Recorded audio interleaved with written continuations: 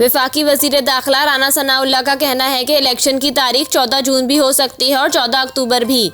सियासी बहरान सियासी तरीके से ही हल होगा, अदालती तरीके से हल करने से शायद बहरान बढ़ जाएगा।